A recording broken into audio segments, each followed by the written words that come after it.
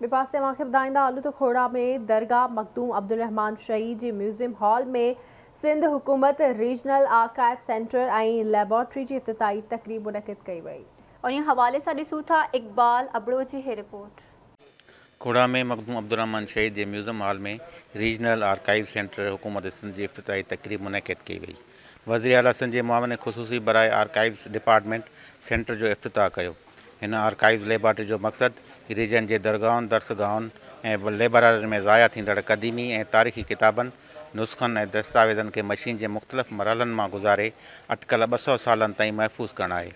Archive centre जी इफ्तिताही तकरीब जे मौक़े ते शरीक महिमाननि ऐं दरगाह जे सजादा नशीन मखदूम नदीम अहमद हाशमी आवाज़ टीवी न्यूज़ से ॻाल्हाईंदे चयो त जीअं त आर्काइव सेंटर आर्काइव्स हिकिड़ी ईअं सम्झो त जेके असांजा कलमी मखतूतात आहिनि, चाहे उन में क़ुरान शरीफ़ आहिनि, चाहे हदीसुनि जा किताब आहिनि, चाहे फ़िक़ह जा किताब आहिनि, चाहे तसव्वुफ़ जा किताब आहिनि, तफ़सीर जा आहिनि, जेके असांजा बुज़ुर्ग कंहिं ज़माने में दरसगाहुनि में हिते पढ़ाया वेंदा त अॼुकल्ह उहे किताब नापैद आहिनि।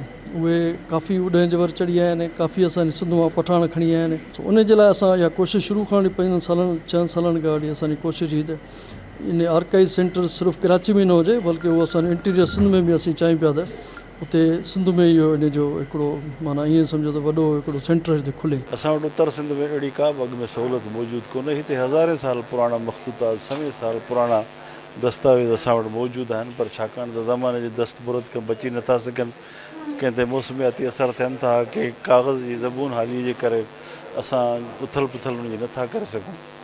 इन ई पस मंज़र में अॼोकी हीअ जेका आर्काइव डिपार्टमेंट हुकूमत सिंध लेबोरेटरी हिते क़ाइमु कई, उहा हिकिड़ो तमामु हिकिड़ी तारीख़ी तक़रीब आहे। असांजो हीउ जेको सेंटर हिते लेबोरेटरी खुले पई, उहा लेबोरेटरी आहे सिंध आर्काइव डिपार्टमेंट, जंहिंजो मक़सदु ई सिर्फ़ु इहो आहे त इल्म खे वाधारो कजे ऐं इल्म में जेके कलमी नुस्ख़ा आहिनि, जेके बि असांजा जेके अदीब मुहक़िक़ ऐं जेके असांजा जेके आलिम आहिनि, उहे जेका पंहिंजूं यादगिरियूं छॾे विया आहिनि, लिखी विया आहिनि, उहे कलमी नुस्ख़ा बदहाली जे करे, उहे असां मौसमियाती असर जे करे, प्रिज़र्व न करण जे करे उहे ज़ियान थी विया आहिनि।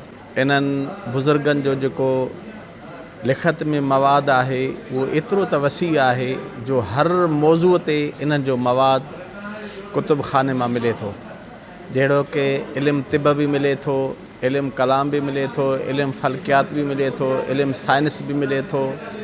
अहिड़े तरीक़े सां फ़िक़ह जे हिसाब सां, हदीस जे हिसाब सां वॾो ज़ख़ीरो बुज़ुर्गनि जो आहे। जॾहिं त वज़ीर आला सिंध जे मुआविन ख़ासि मोहम्मद तारिक हसन मीडिया सां ॻाल्हाईंदे चयो त मखदूम नदीम साहब से यहाँ पर एग्रीमेंट हुआ था आर्काइव डिपार्टमेंट का, फिर बीच में कोर्ट केसेस हो गए थे और जिनको हमने ख़त्म करके और उनके साथ एक एग्रीमेंट को वापस बहाल किया। और मेरी कोशिश थी कि मैं अपने इस टर्म में इस ऑफ़िस का इफ्तिताह करके यहाँ से जाऊँ।